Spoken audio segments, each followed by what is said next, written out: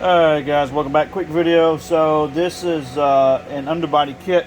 This is the standard kit that's going out to Michael up in Delaware, if I'm not mistaken. So there we go. So final test on everything before I box it up here in a little bit and get it sent out. See how everything's working. So the difference between the standard kit and the extra long kit is, or XL kit, is these two strips which go down the chassis on each side.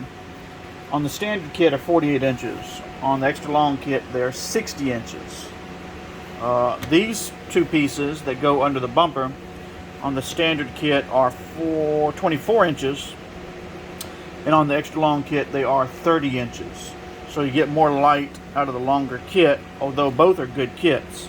There's about, I think, a $50 difference between the two. So if you want a little bit more light, it's just a little bit more money to pay, but it does give you that more light, more underglow. And of course we have the underglow kit that goes for the rear of the Slingshot, including up under the swing arm also to light up that whole back end.